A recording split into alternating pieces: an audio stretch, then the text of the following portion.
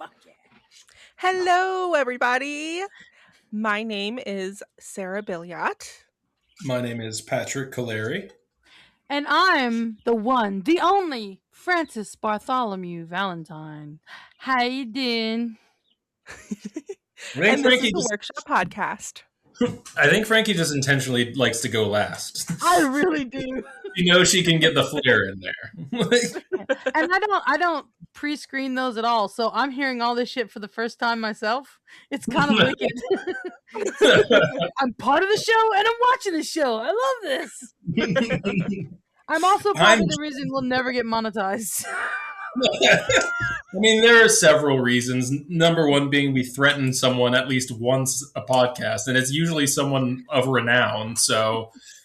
John Steinbeck, it's your week. Watch your fucking ass, man. Yeah, I mean, the first episode, I'm pretty sure we threatened at least 3 people, so... Oh, yeah. We will not cease to do so, but that's just why. One was Neil Gaiman, so that's fine. Yeah, that's fine. That's a freebie. Yeah. If you threaten a terrible person, are you really threatening anything? Not really. Ooh, no. I can threaten a lot of people right now. I just had a whole list run through my head. At one point, it's no longer a family photo. It is a hit list. Hey, guys, shut up. That's true. Or it's the last man standing. I realized I'm the youngest of all my siblings. The closest one to me is my sister, who's 9 years older than I am. So I get to go to everybody's funeral. Hopefully. I mean, I don't want to wish that. I don't want to wish that not for you, because then I'm shortening your lifespan necessarily. But I don't know. I'm the youngest of my siblings, and I guarantee that I'm not going to see anyone else's funeral. That's a promise.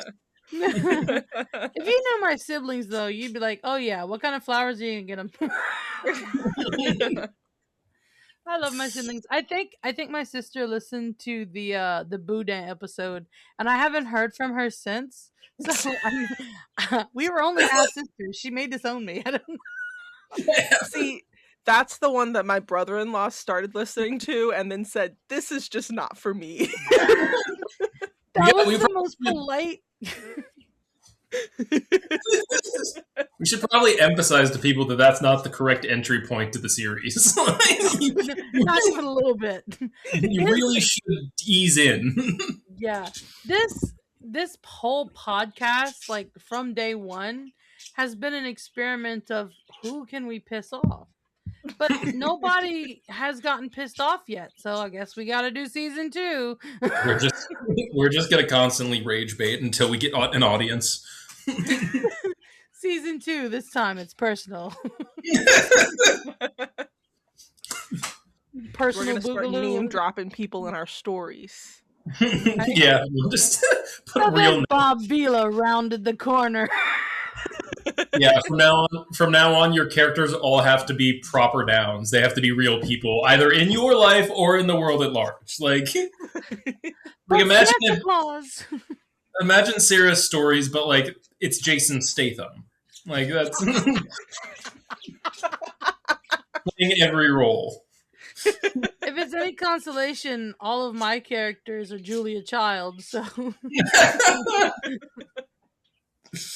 even the dogs in that one about the couple getting it on in the kitchen. Oh. Bark time for supper. I'm Dog Child. Dog Child. Netflix, you cowards. Did you say what? Netflix of cowards? I said Netflix, you cowards. You should make it. Meryl Streep plays everyone. But as past characters, like for some reason, instead of it being the guy who died last week, the cowboy, it's the Iron Lady. Oh my gosh. Fucking Margaret Thatcher. I might see the guy today.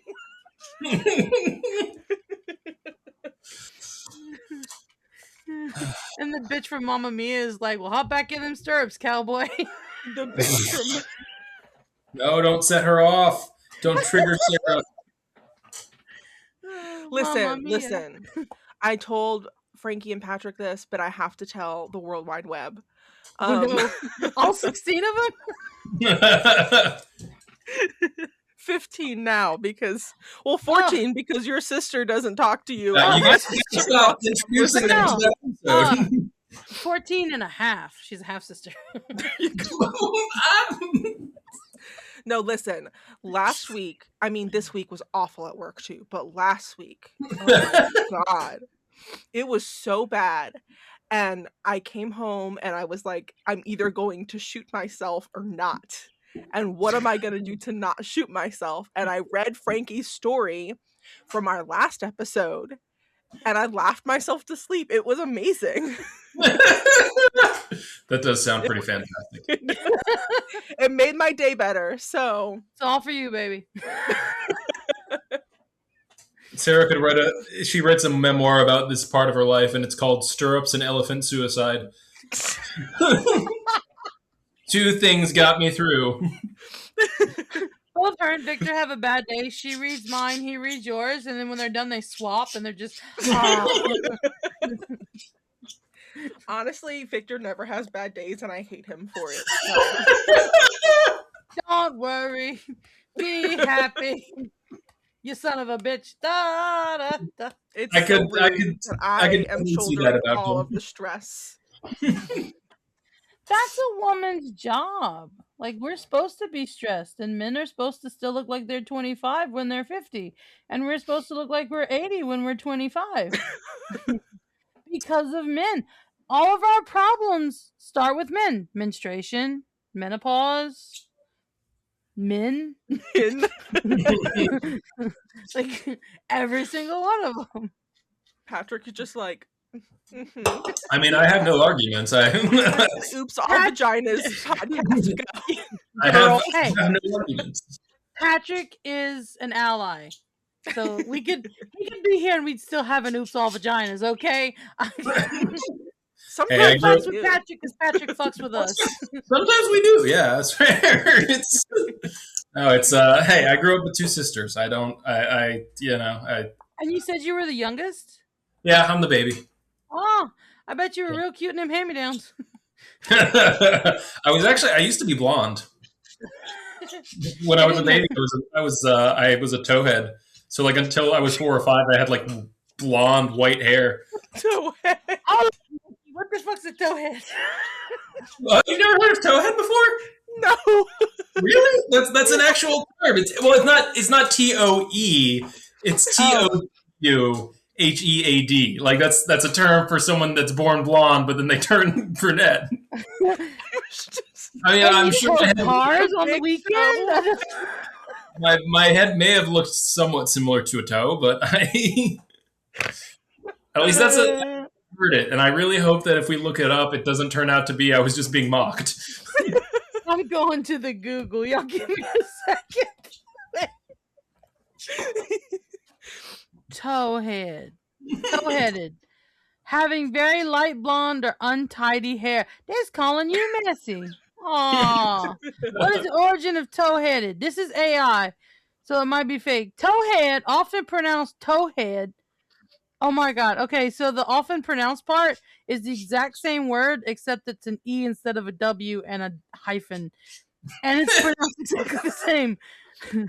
Originates from the 19th century to describe people, usually children, with very light blonde or white blonde hair that resembles tow.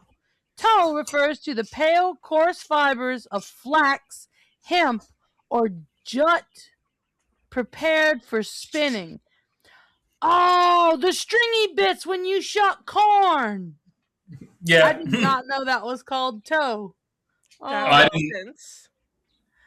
did not realize that was why it was called that. But yeah, hey, I wasn't being mocked in that one instance.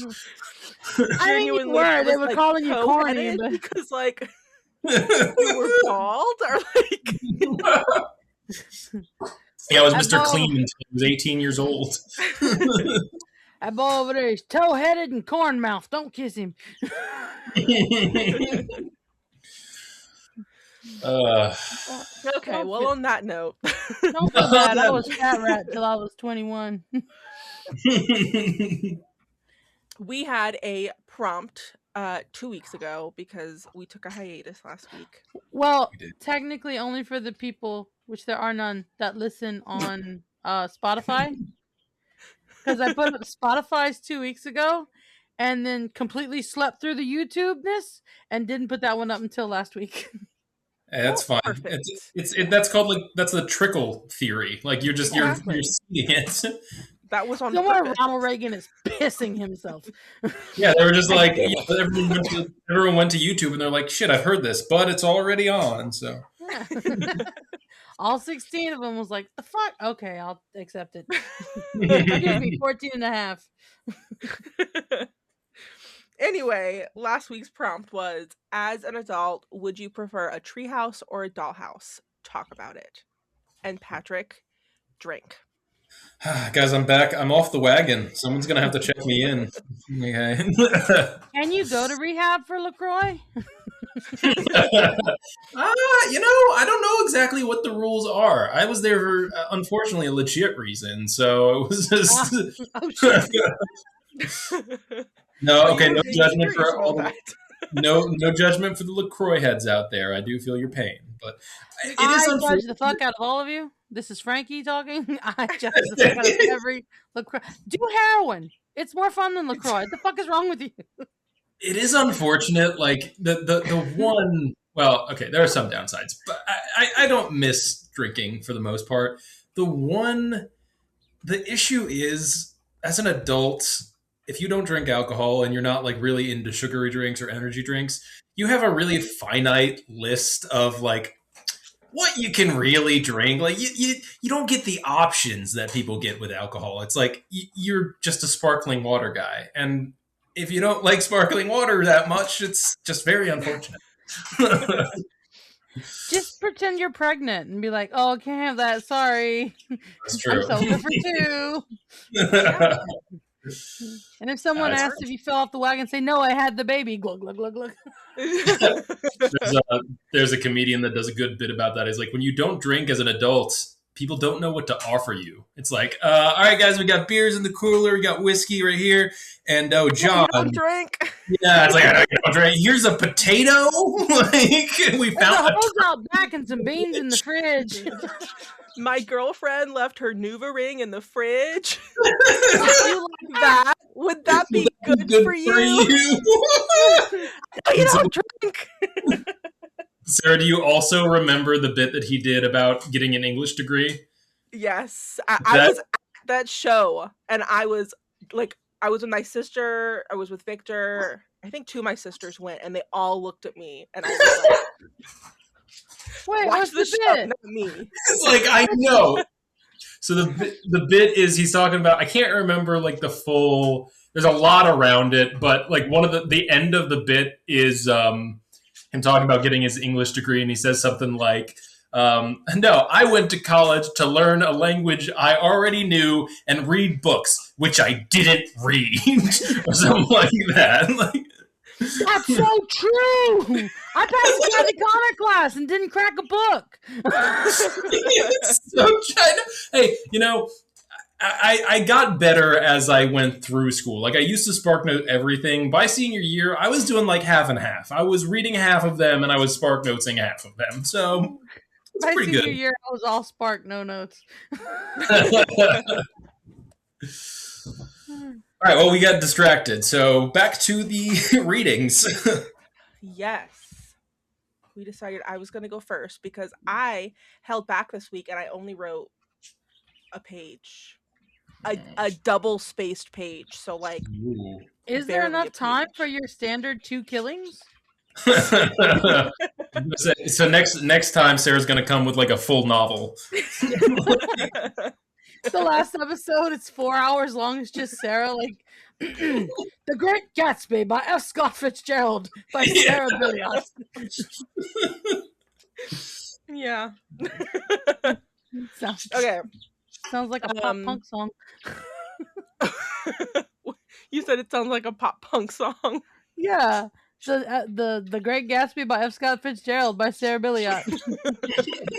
That's the name of a pop punk band. Yeah.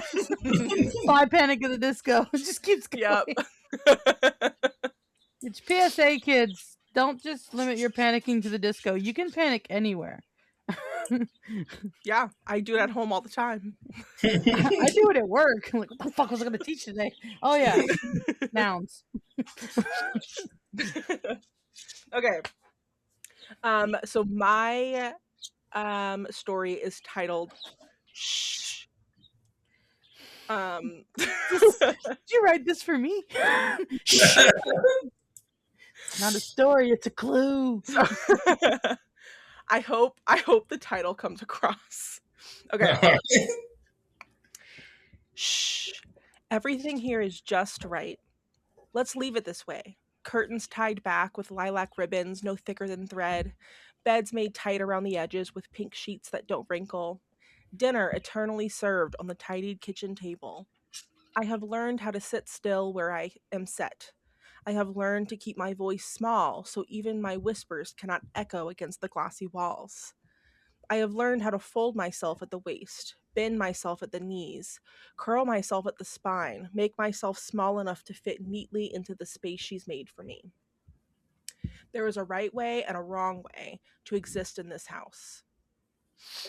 She likes me best when I do not move unless I am told to. So, I smile when she opens the doors, swallowing the cool air that spills in. I tilt my head so my eyes catch the light. I keep my hands soft in my lap. She reaches around me, pulling at drawers that open to nothing. Do not argue. Do not interrupt. Do not reach for anything that has not already been placed inside our hands. Books with pages that do not turn, clocks with hands that do not spin, plates of dinner that we cannot eat. A pretty girl in a pretty room. Watch me. I am very, very good at being pretty. Shh. This is better. This is what we wanted.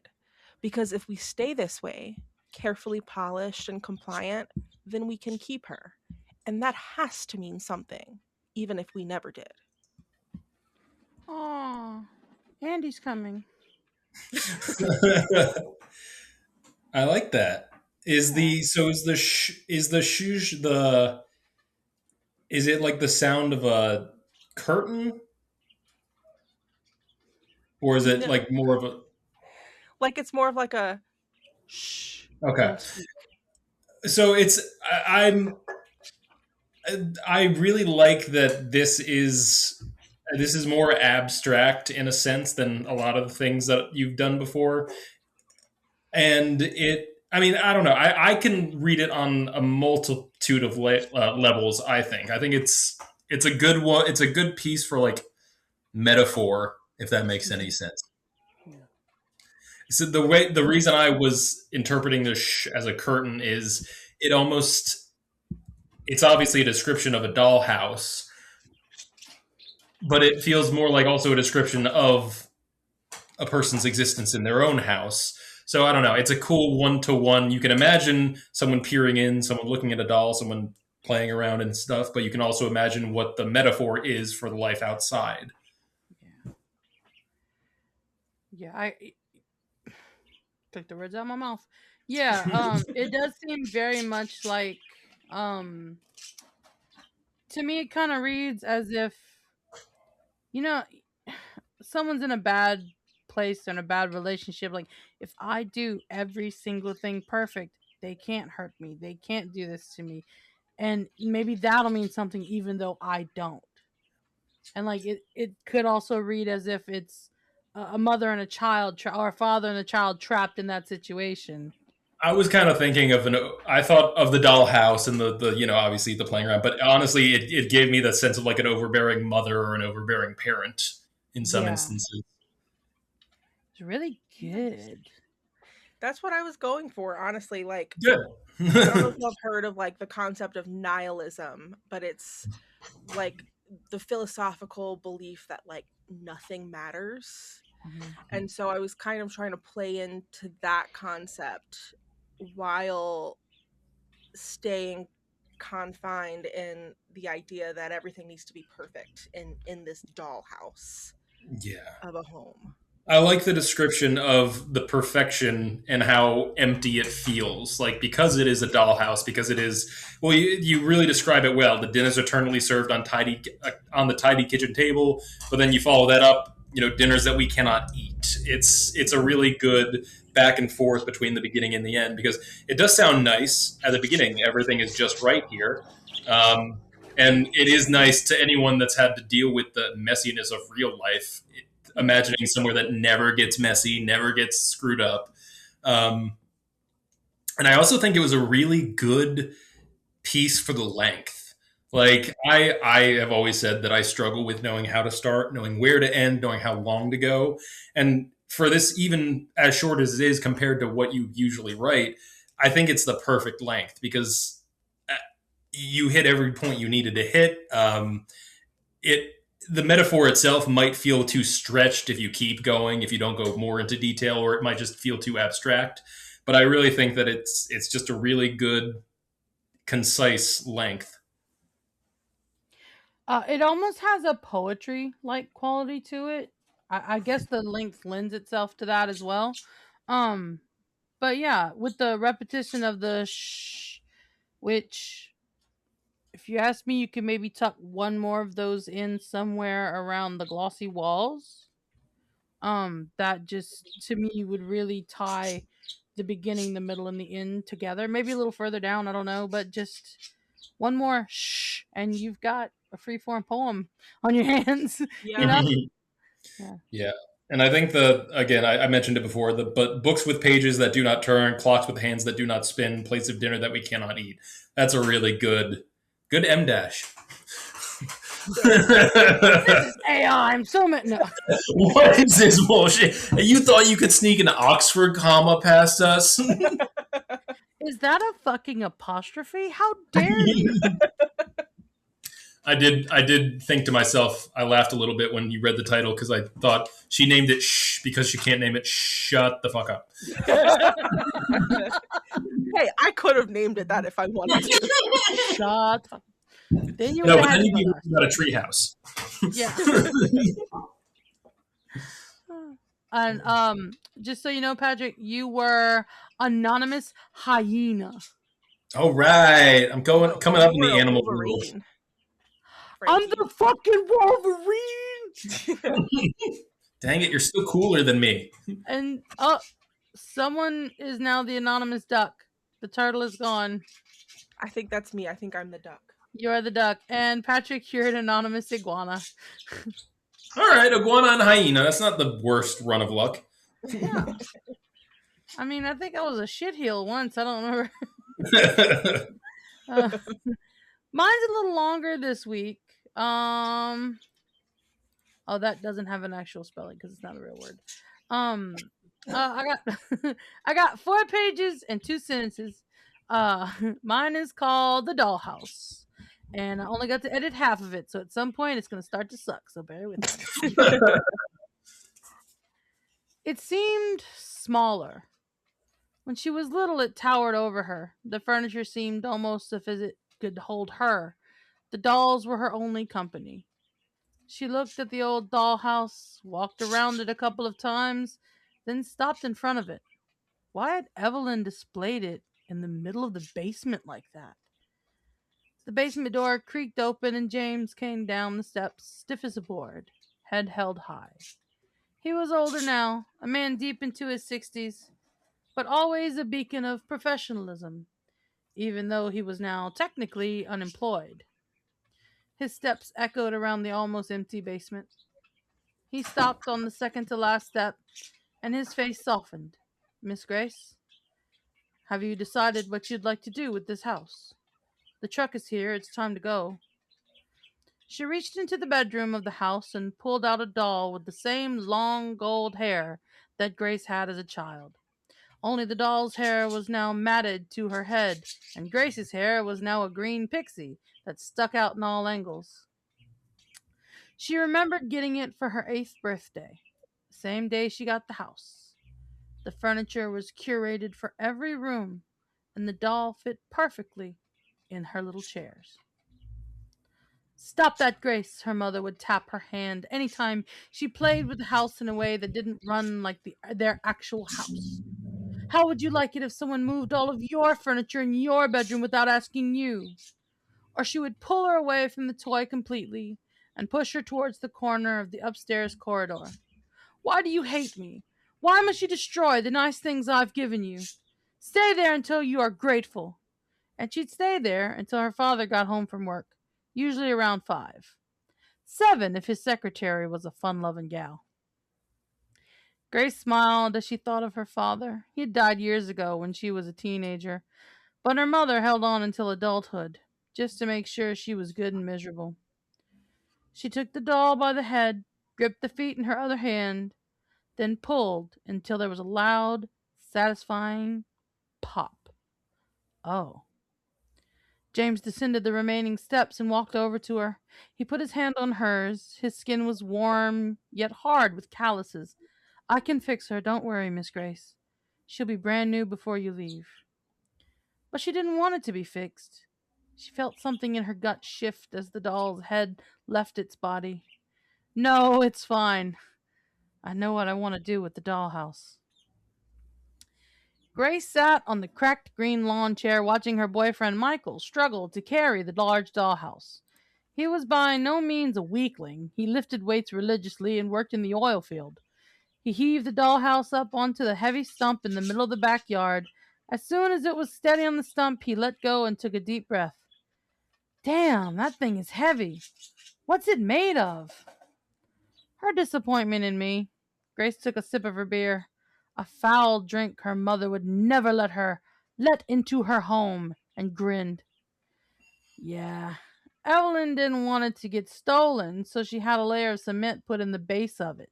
She loved that fucking thing. Michael sat down on the ground next to Grace. He popped open a bottle of beer and took a long swig. He sighed and set it in the cool grass next to him.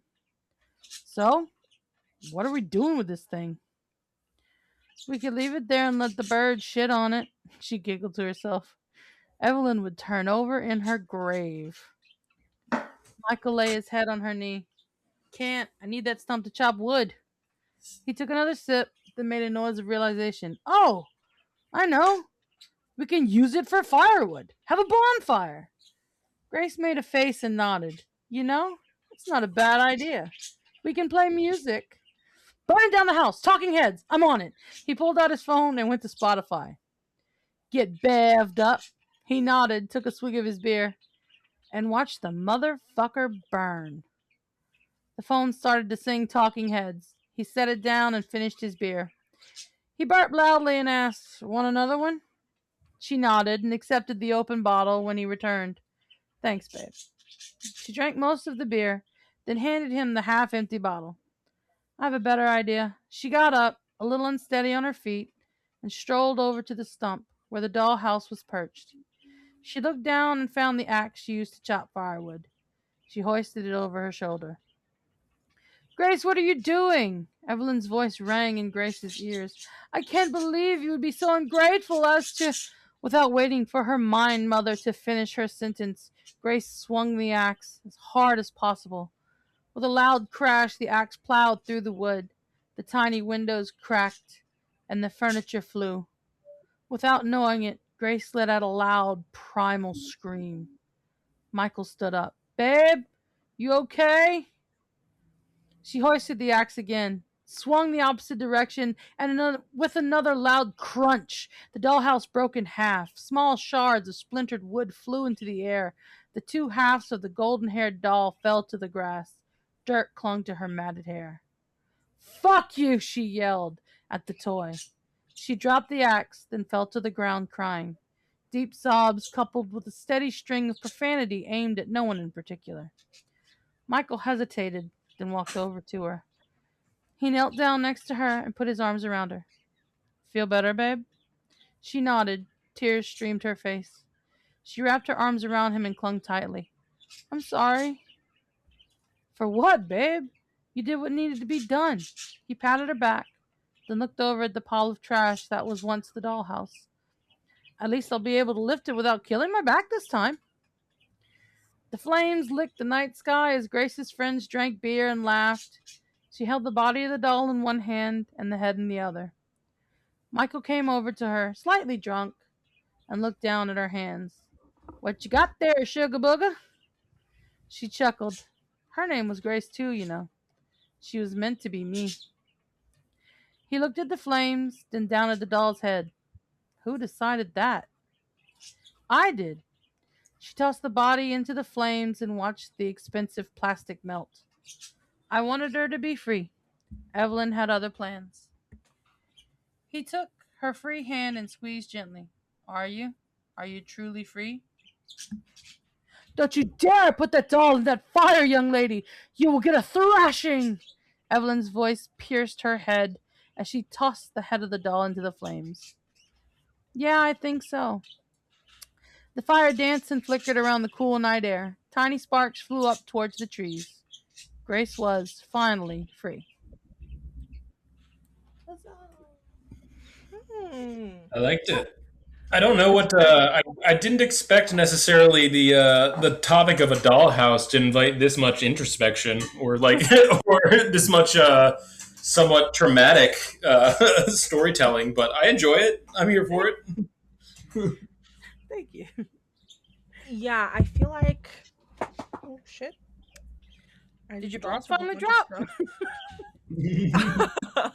I feel like it is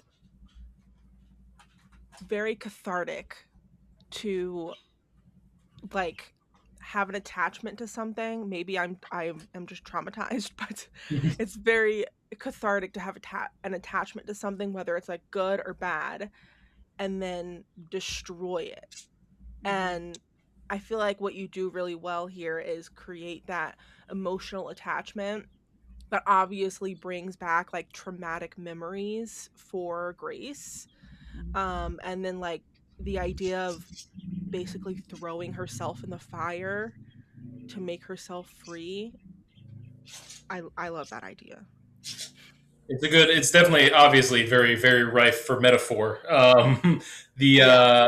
I thought you did a really good job at characterizing the relationships in this in a very brief amount of time. I mean, yeah, 4 pages, but 4 pages isn't anything when you're getting to know a character. Yeah.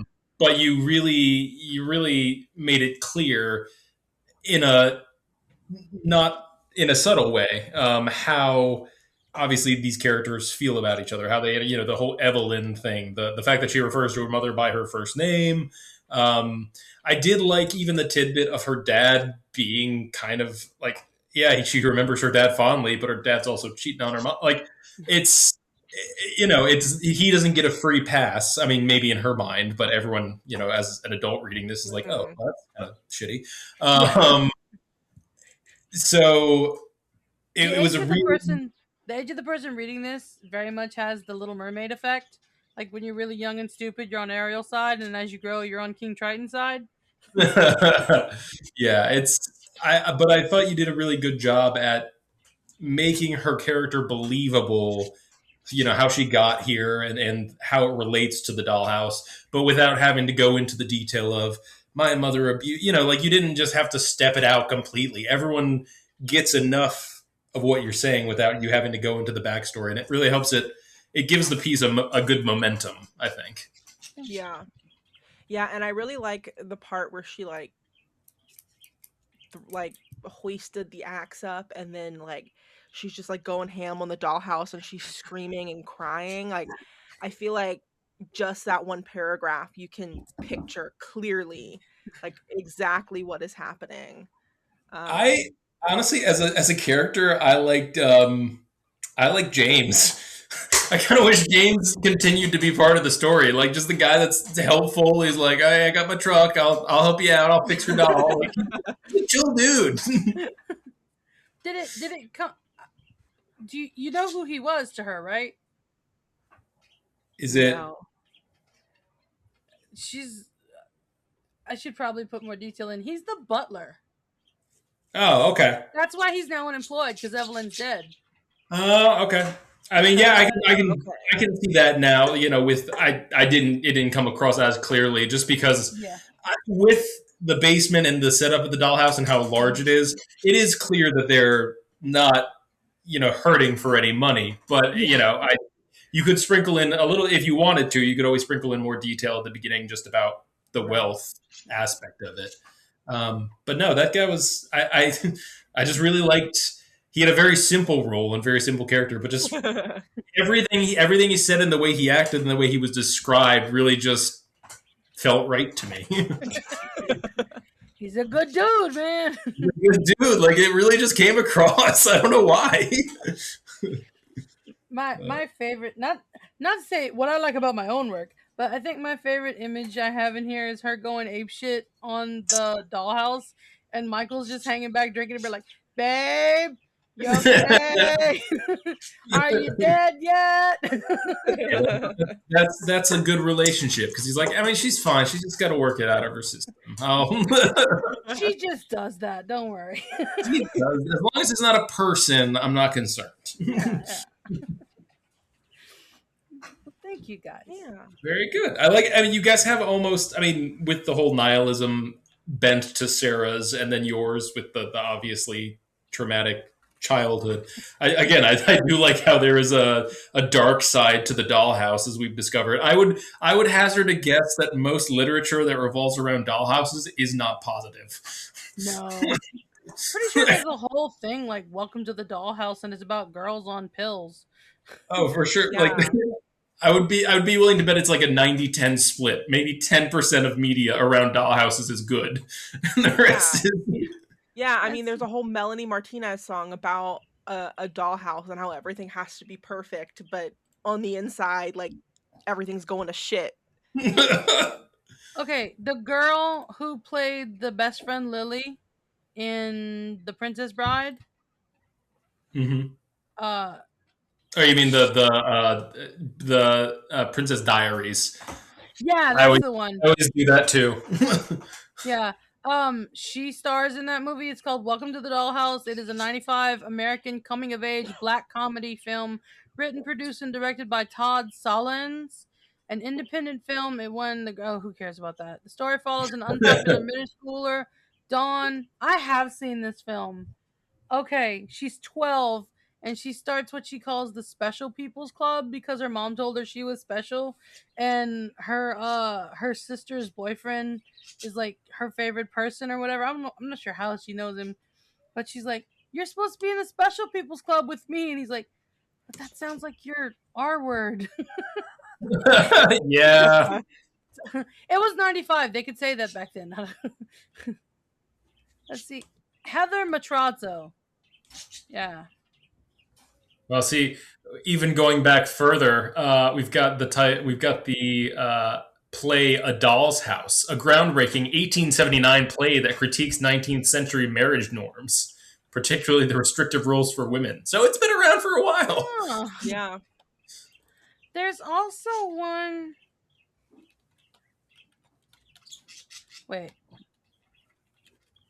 The Dollhouse.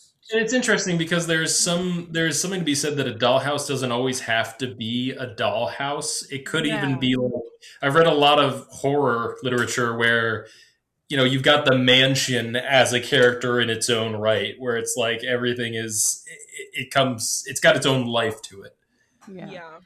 Okay, the one I was thinking of was Valley of the Dolls, the one starring Sharon Tate. Oh. Yeah. It's about a bunch of girls on pills. Okay. See, it seems unfair that, like, as our society progresses, you have to come up with more and more convoluted titles because others have just been taken. Like, I'm gonna call my movie Avatar. Oh, is it about a little bald-headed boy with a thing on his head? No, it's about blue people who fuck using a tree. Well, let's see what happens.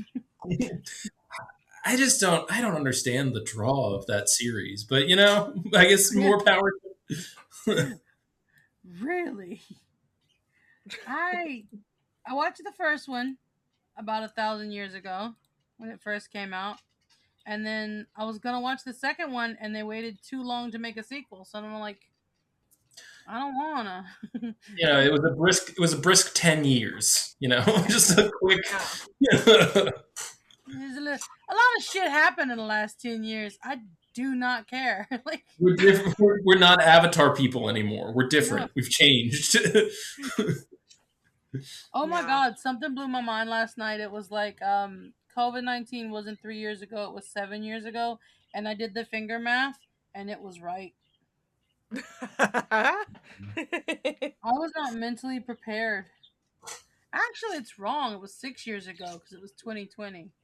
I remember distinctly because I was teaching in 2019, got fired because I was not certified, was depressed, and then everyone had to go home and I was in March, and I was like, and that's what you fucking get. See, I don't know, man. Lockdown was kind of like an introvert's get out of jail free card. I was like, oh man, I wanted to come, but the government says I can't. So Yeah. I had a really good excuse for turning down shit because I lived with an 83-year-old asthmatic, and I was like, yeah, that would do it. I'm not gonna murder my mama. Sorry, not gonna happen. Yeah. I was the only shopper in the family though, and that oftentimes got hectic. Having on 2 pairs of rubber gloves, a mask, headphones in, on the phone with my mom going, no, I don't know where they keep the fucking cream of wheat. I'm usually in the albums right now. We got it though. We didn't starve. You made We it. didn't eat that any was a fucking cream of wild wheat time. either. Before we forget, we should read what the prompt is for next week. Oh yeah. Patrick, keeping us on track. Be honest. Next week's prompt is: how do you feel about diets? Have you ever tried one? Did it work for you, or did it backfire? I hate diets. I tried the bean diet once. Lost a lot of friends. Did you guys ever? Do you remember what that cabbage soup diet was? You just make a big fucking pot of cabbage soup, and that's all you ate. Yeah, it's like okay, you get certain amounts of food per day, but like you can eat an unlimited amount of cabbage soup. My mother and sisters, like in college, were doing that, and whenever they come home, they like make cabbage soup. You only do it like a week out of every few months, but they were so mad because I didn't have to eat the cabbage soup, but if you add enough Tabasco to it, it's really good. So they'd be so pissed because that's the one thing they can eat, and they couldn't eat it, and I'd have finished the whole thing. Kind of a nightmare, but honestly, I love cabbage. I love any type of cabbage in any type of form. But if you want friends and family to be around you, you can't eat a lot of cabbage. If you eat too much cabbage, you just start to sweat farts, and people are like, look, man, it's been a good run. We had 35 good years together. I gotta fuck off. I can't be around you anymore. You smell so bad, I'm infertile. I have to leave. I do pass the cabbage field on the way to work, and it does get pretty pungent sometimes. And I like cabbage. I love cabbage as well, but all of that crowded together. It's a field of farts. Yeah. I did see a new recipe, and I want to try it so goddamn bad. All you do is you cut the bottom out of a cabbage, and then fill that hole with seasoning and butter and garlic and more seasoning, and then you wrap that bitch up. Cabbage boil. Sound good. Apparently they do that with an onion first, and the little guy was like, "Fuck onions, we're gonna use cabbage." I'm like, that sounds hold so up, good. wait, bring that onion back. What does that do? bring it back. I can't really commit to any diets because I know there are some, but there are very few foods that I don't at least somewhat enjoy. I don't love refried beans. I don't know if it's just kind of slop to me. Why would you do that on white people taco night?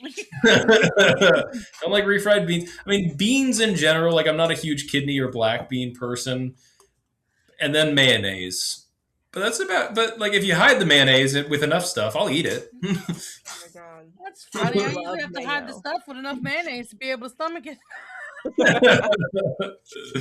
No, I love mayo. Whenever I was pregnant, I could eat very few things. Like I was so incredibly sick while I was pregnant, the full 9 months. But the one thing I could eat was a McDonald's burger with extra mayo, and I fucking ate that shit up. Hey, I go loved for it. I it. still love it. That OBGYN was in there looking at her like, the Caucasian is strong with this one. Yeah, I eat one every night. I get it. I get it. When you find a food that you vibe with, it's fine. Yeah. Oh yeah, no judgment at all. Cause I'm keto, and like I can't have bread, but I can eat lettuce. My entire diet today was I have this special keto bread. The Hawaiian keto bread is the only one that doesn't. It smells a little weird, but I mean it's Hawaiian bread, so it's gonna smell weird. But like it doesn't taste weird. It actually tastes kind of sweet, and it satisfies that little. You get that little piece of sugar, and you're just like. So I have that for breakfast, and I have a salad for lunch, and then the night we had BLT with chicken salad with ranch dressing and salt and pepper and all the good shit. And I'm guilty of making a salad fan fucking tastic. My most toxic trait is that I think onion powder and garlic powder goes in everything, and that includes salads. Yeah, I'd be interested to try it. Oh yeah, little Zatarans in there. Ooh, I can't do Tony's. I finally matured to an age where I can accept just a salad for dinner if it is a large enough salad. Like it's got to be substantial. I can't do a side salad, but there was a point in my life when if you put a salad in front of me for dinner, I would be very disappointed. Now I'm like, whatever, I can eat some greens. You would absolutely love the salad they have at Rip Van Winkle Gardens. Interesting name.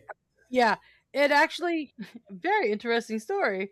It's a beautiful old home, and it's acres of land, and you can go walk and tour it. And there's a gift shop and a cafe, and the place was bought by a man who was famous for playing Rip Van Winkle on stage. And he was ready to retire. He had a wife and kids, and he had a fuck ton of money. So he was like, land, that's what I want. And he built a big, beautiful house on it, which you can actually go and tour for like $10. It's nice. It's smaller than I thought it would be because, like, from the road, it's huge. But they have a lot of it like blocked off because, like, that's private quarters, and they just don't want to tell you it's falling apart and they ain't got the money to fix it. That's what I thought. No, but like you can go and you can order a Caesar salad, okay? And they're gonna ask you half or whole. And they're not asking you half a plate or whole plate. They're asking you half of the head of lettuce or the whole head of lettuce. And I fucked up and said whole because I'm a big gal. That's not a mistake. The whole, like, you didn't make any mistake there. But like, and when I tell you it was decked out, it had black olives. The chicken breast was moist and hot, freshly cooked. Oh, it had good Roma tomatoes because they slice better in salads, not them beefsteak fuckers, and not them little cherry bitches neither. Although if you prefer the cherry ones, you can get the cherry ones. 4 different cheeses. It was like the dairy aisle on top of a salad, and I was just like, oh, and I wanted to go for my birthday this year, and I still have not gone. It's a salad odyssey. It is. And I'm not a leftovers type of girl. If I order a meal, I'm going to fucking eat it. I took half that salad home. That sounds so good. But hey, you had leftover awesome salad. So I think, you made the right call. And then like the you can either eat outside, which hello South Louisiana, not fucking doing that, or you can eat inside. But inside has these ginormous like floor to ceiling windows, and you can see out. You can see the lake. You could see the there was a foreman or whatever who had built a house, and you could see his chimney sticking out of the lake because they were drilling for salt underneath there, and they poked a hole in the wrong spot and flooded that whole area. And luckily, his wife and children weren't home, and he was like, hey, my socks are wet, and he got the fuck out. So no one died, but everything was gone. Only thing sticking up is the chimney, and you can like see that. and there's a black cat that roams around and like takes care of the mice, and there are peacocks. And I got to see a nonverbal conversation between a black cat and a peacock once. Because the peacock started eating the cat's food, and the cat's like looking at the food, looking at the peacock, look back at the food, look at the you bitch. That's mine. Like you can fly. My stepbrother and his wife got married there, and I remember the peacocks, and I remember how often they raped each other. Like throughout the wedding, the next morning, they were just raping each other. I don't think I can say that on YouTube.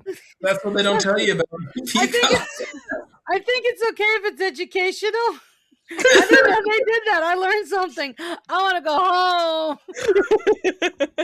Oh, dolphins too. Dolphins are terrible. Yeah. Nice night, isn't it? Oh, God! I'm the only one that hasn't seen these peacocks. I feel left out. I didn't see one get raped, but I saw it almost get bitch slapped by a kitty cat. Yeah, at least you at least got half of Sarah's experience. Hey, at least it didn't rape the cat. Yeah, that cat would have killed him. Yeah. The cat was like, bitch, bird is on the menu. Try it, motherfucker. Black cats that live outside should not be messed with. I mean, really, any cat that lives outside shouldn't be messed with. I had a little black cat, and he got my mom's cat knocked up. And we sent the little black cat to live with my cousin because we didn't want the little girl to get knocked up. And then she turned into a bowling ball with legs. So he was like, too late. So I went over and I said, hey, you still got the little black kitten? I don't even remember what I called him. That's how long we had him. Like, he didn't even have a proper name. He said, yeah, watch. Come here, you little bastard. And he come running. I said, oh, is that like a joke thing? He's like, no, I named him the little bastard. Yeah. Okay, then. He's still around there, too. Eating rats and shit. Living his life. Yeah. I actually we want to give him Raymond one of the kittens. And he said, watch this. And he set the kitten down next to the little bastard. And he went, and he said, hey, don't do that. That's your son. He don't care. We named our black cat Mouse. That's cute. Yeah. She's also a dumpster. We had a bunch of black cats growing up. We had one named Pip. He lived till he was like 17 years old. Oh, wow. Yeah, that's the thing. Yeah. Cats are a time commitment. I mean, that's good. Like, you want it. And also, cats are a far less commitment than dogs, to be fair. I love dogs, and I'm a dog and a cat person, but cats are easier. You do not have to jog with your cat. You don't even have to talk to your cat. First, if you don't look at them and dab them up, they dab you back, and then you fill the cat litter bowl and go on about cat litter bowl? That's not what they eat. Y'all, it's been a long month. Like a dog follows you like a shadow, and it's like you've got a companion at all times, which is great. A cat, you just like kind of organically pass through the day, like in the house at random. It's like, oh, you're here. Hi, nice to see you. And that's it. A dog is your shadow. The cat is in the shadows. The cat, you just turn around and you're like, oh shit. Oh, there you are. Okay. Oh yeah, you live here too. Catch anything? I came home and there was a stray just like sitting on the chair on our porch. And so I was like, oh, hey, what's up? I guess you hang out here now. I used to live in like an old farmhouse, and like people kept leaving Trojan cats and Trojan dogs because it was a good place. Like, that cat's full of other cats, isn't it? And 3 days later, poof, it was everywhere. Which... we had no mice. We had no lizards. I was going to say, where else but a farm? Yeah, and then we had a little black lab, and we had no more furniture on the porch. So we got rid of everything in that son of a bitch. Yeah. I'm trying to think, I'm trying to think of my example. What's your favorite fictional, like, it doesn't have to be a dog, but like, what's your favorite fictional animal? I'm partial to Clifford. Clifford's great. Clifford is great. I don't know. That's a good one. Because in a lot of things, they don't feature all that heavily. Like, I mean, there's... Mine doesn't really count as literature, but the very beginning of the Marie Antoinette movie where they had like the "I Want Candy" song, um, Mhm. she has her little German pug, Mops, and they take him away from her, and she says, "You could have all the French dogs you want," and justice for Mops. He did nothing wrong but be cute and have breathing trouble. So that's my favorite. I do like Binks from Hocus Pocus. We had a black cat named Binks after Oh, the yeah, cat from Hocus Pocus. it's a good one. I like had one and then I lost it. See, it's cheating, I think, to do something like there was a fantasy series called Aragon that I read when I was growing up, and you've got a dragon in that, but it's also like intelligent and it can communicate. So I feel like that's somewhat cheating with the whole Yeah. animal companion. Um, I had one and then I lost it. There's Nagini, but I don't think she counts as an animal. No, I mean, interesting, drives the plot forward. Yeah. Um, Because she's technically a lady trapped in a snake's body. oh, I remember there was so this is really nerdy and whatever, but in the Odyssey, there's like one of the scenes that stuck out to me the most, or one of the animals that stuck out to me in all of like the things I read, was Odysseus's dog. He's in disguise when he gets home from his 10-year voyage, and Odysseus's dog is the only one that recognizes him. And he basically he stayed alive to see his master one last time, and then he passes away like after he sees him again. Welcome back to the Depresso Espresso. Tonight's conductor is Patrick.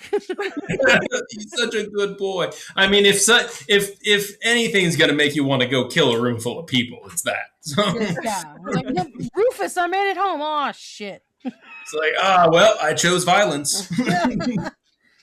What was it? Fuck. Oh, did you guys know that Marley and Me is not a Christmas movie and the dog dies at the end? I didn't. No spoiler alert. Fuck that movie. Wait.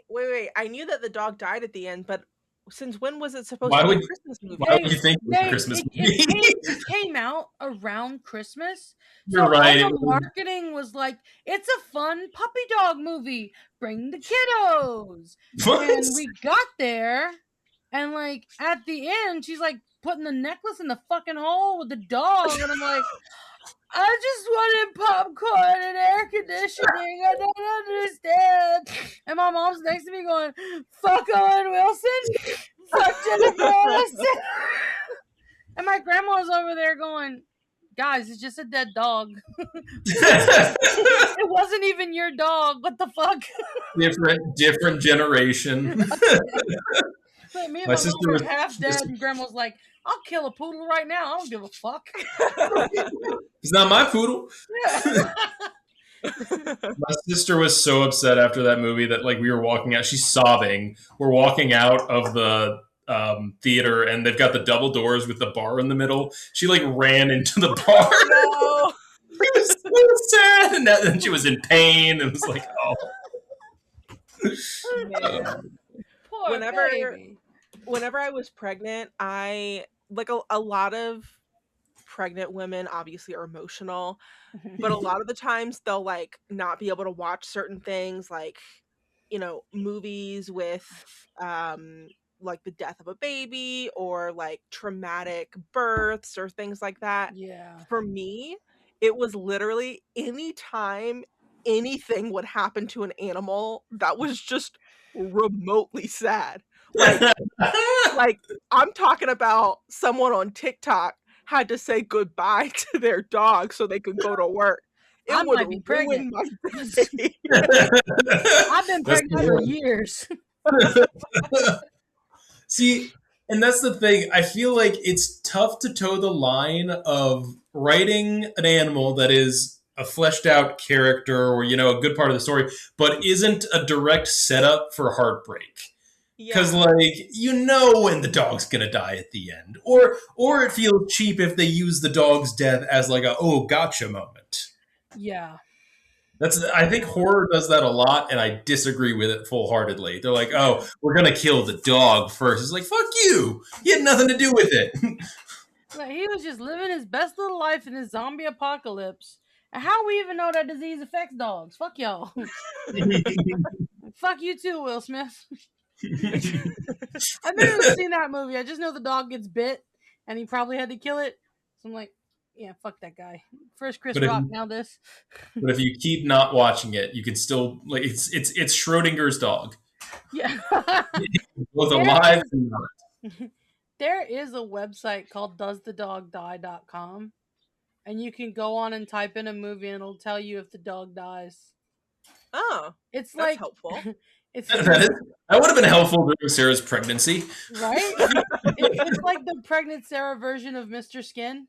Mr. Skin tells you where you can see like boobs in regular R-rated movies. Sarah requires a more thought out website. Is does the animal experience any emotional or physical distress.com. Does the camera pan over to the animal at all? Is the animal cute? Does Mowgli get to go back to the jungle.org? /login. Meanwhile, I'm just typing, what are themes? I don't think I've ever free movie. I don't think I've ever successfully like written an animal in a story. Like I'm trying to think about like any of my stories.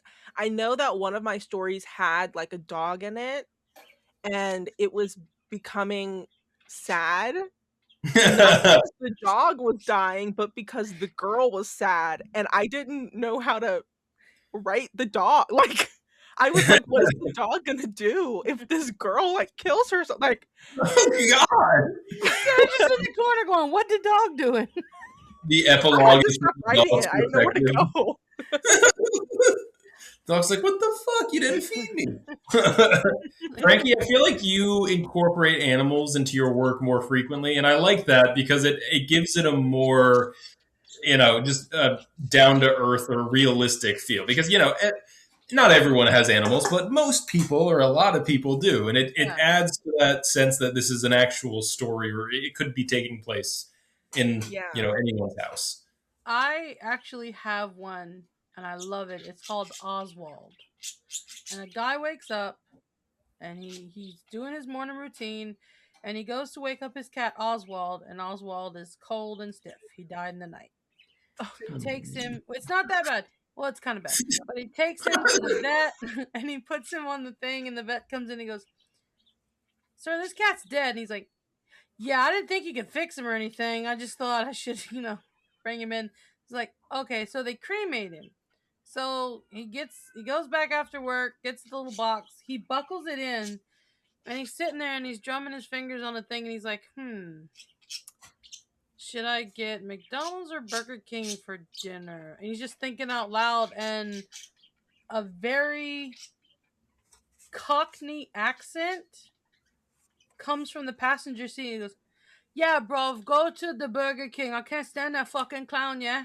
And he's like, he looks over, and where the box had been is a very large, naked black man wearing Oswald's collar. And he has vitiligo in the same pattern as Oswald had white patches. In my head, he's Idris Elba. That's why it's a black man. You wrote this? Yes. Can you share it? Yeah, I was gonna say you definitely need to post that in the chat because I definitely want to check that out. I'll put it in admin. But no, it's one of my favorite pieces I've ever written. I've been working on it for close to 9 years. I think I have a good ending now. Because before I turned into this big, long, convoluted thing, I was like, all right, I gotta delete like 8 pages of this. But I know I have it. Let's see. Oh yeah, that does sound. I did not go at any point. Did that go in the direction that I thought it was going to? When you started describing who was sitting next to him. Let's see. Is this the old one? I can just imagine now Frankie directing the movie adaptation. Idris Elba's in the passenger seat. She's like, no, it's very important that he be naked. It's very important that he has crucial. a fucking accent. Yeah, that too. This one. It is fun to imagine what kind of accents your animals would have. Let's see. I know for a fact my dog Coda talks like this. Mom, Yeah. leave me alone. You know, it's funny because that's my wife's way of like imitating men, no matter what man it is. It's literally just like she'll be telling any story. She could be describing me, her father, anyone, and she goes just like, and then they went like, "Hey, why you, I don't sound like that. I don't talk like that. Like, how are you doing? Like, I don't."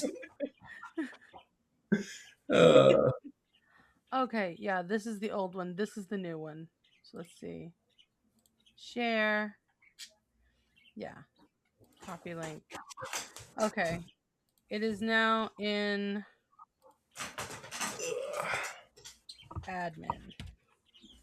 Okay. Yeah. And it is the newer version because his name is Tom. Let's see. Oh, you can't do that here. Okay. Let's see. Is this search? Find. Oh, that's why. So wait, you changed the cat's name to Tom? No, the main dude, the main character, the guy who owns Oswald, his name was originally Aaron, but I changed it to Tom. Okay, I was gonna say don't change Oswald's name. That's dope. No, Oswald is Oswald forever. I love my Oswald. Actually, it's in. There it is. I have not touched that since November. Yeah. Okay, I'm gonna share this to you guys as well. It's in my short story collection, and I'm very, very proud of it. All right. Copy link done. I call it "Songs Nobody Wants to Sing." That was originally the name of my poetry collection, and I sent it to a company called Bird Thumb, and they didn't give me any feedback. They were just like, "Yeah, no, we don't like this. We're not gonna take this. Sorry." And then the next week they sent out an email like, "Unfortunately, Bird Thumb is closing down." I was like, "Oh, you were just mad. That's all. It's okay. I forgive you." See, it's funny because I would have interpreted that as a, like, what, they read my stuff and then just gave up? It's like, we can't do better. We're done. They were one bad submission away from the trigger. You know what? There's no one out there who can write anymore. Who cares? Shut it down. The written word is dead. Fuck everyone who's ever read this shit and the person who wrote it. Ugh. Put that. Okay. Listening to you go through your like Google Docs to find the right one made me remember last week I opened up I'm working on my novel. I'm 9 chapters in, about 100 pages. I opened up my Google Docs and the document was completely, like, everything, the background was black. Oh no. The font was a different, like, font style. It was a different size. And anytime I would try to change it, it would freak out. And then Oh my god. all of the tabs, like the paragraph tabs, all of those were gone. So, like, I opened up this document and I was like, what the who? What? Immediately I blamed Victor because he was the last person to have my laptop, so it was probably him. So I fixed all of it, right? I spent like 45 minutes going through, fixing everything, making sure it looked beautiful, saved it, closed it. The next morning, I opened it up because I was terrified. And when I tell you, everything had doubled. Everything had gone back to the previous font and font style and size, and all of the tabs were gone. Someone is fucking with me. I was gonna say, I think someone's fucking with you. I copied everything and I put it in a new document, and I also saved Nice. it in Word, and I saved it in Dropbox because I was like, I can't. I'm too far in. I can't lose this. Sarah's gonna come on next time, and every single one of those copies will have been fucked with. But then she'll have narrowed it down. Now she'll have narrowed it down to anyone who listens to the podcast, and so it's a very small window. It's going to be like the end of Oriental Express. It's going to be 14 and a half people sitting at a table. One of you has been fucking with my manuscript. I don't know why that's your accent now, but it is. I love it. Sarah had a weird character development in season 2.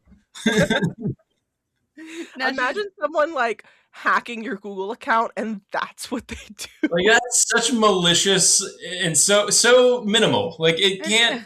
You can be mad, but to a certain degree. Like, right. All of my passwords are the same. Like, but that's what you decide to do. And that's what you honestly, I guess it's like, okay, you little prankster. It's so annoying. Stop How doing it. on earth did they figure out password 123? I don't understand. They even had an exclamation point as the 1. Yeah. What's that? But yeah. Novel update. 48,488 words. Nice. I'm almost out of novella territory. Yeah, I was gonna say you're encroaching on novel status. I'm hoping to get it edited and self-published in May. All right. As May gets closer and closer, I'm like, might not happen. Well, I think it's good to, honestly, it's probably good to have a goal. Even if you don't hit May, it's still good to have that timeline, just because if you don't, I found it's just easy to be like, well, I'll get to it, or, and then years pass, and then... I would like to get it published the traditional way, but, like, so much hassle. I'm a millennial, but I teach Gen Z.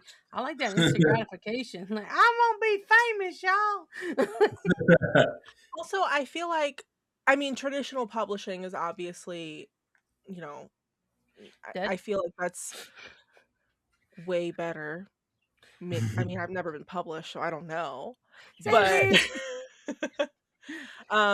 with social media and stuff, there's so many people that are self-publishing and that are successful at self-publishing. So there is something to be said. Yeah, I think at a certain point, if you want to get your work out there, traditional publishing is helpful because it gives you access to tools that otherwise you have to do on your own as self-publishing. And that's not to say that I'm sure there's self-published stuff out there that is just fantastic. But I think the draw to a lot of people for traditional is that you want to write as opposed to market. Right. And I don't know. But there is something to be said about the fact that traditional publishing it's hard to break into. I sent around, several queries, and it's hard to just even not get a response. You hear all the time about rejection, and that's fine. But it's like, at least acknowledge that I sent you something. At least don't go a business card with dick butt drawn on it. Something. Like, tell me you saw it at least. Like that. I did get 1 or 2 responses, which was good. But no, it was, and there's also something about a lot of people use agents, and then that's another level of distance between you and the publishing house. Yeah. I think that as I get older, I'm more open to the idea of self-publishing, but I think that's another thing that your drive as a writer is really going to separate you from other people in that world, because there's so much shit that you can self-publish, but there's also gems. So. Mm-hmm. People like Colleen Hoover, and I don't know how that is. People like one Danielle Steele book. Yeah. If Tom Clancy can do it, god damn it. Boom, Danielle Steele, you're our target this week. I'm gonna grab Tom Clancy by the ankles and beat you over the fucking head with him. Welcome back to Writing Battle. In this corner, weighing in a romance novel, Danielle Steele. In that corner, weighing in at Who Gives a Fuck, Tom Clancy. I was going to say Josh Grisham, because who the fuck knows what Josh Grisham is doing? Right? Besides people, middle-aged women. yes, people that read airport novels.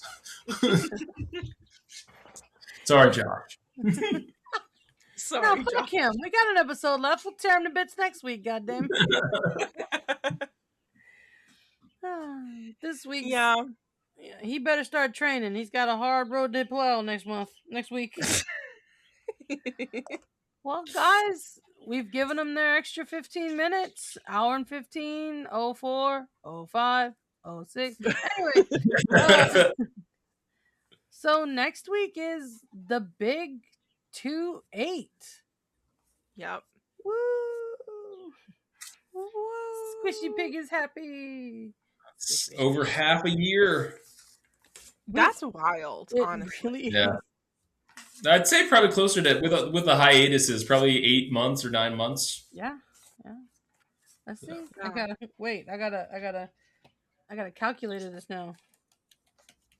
Calculate. That is not how you spell calculate. My fingers weren't on the right keys, and it says CAKCYKATE.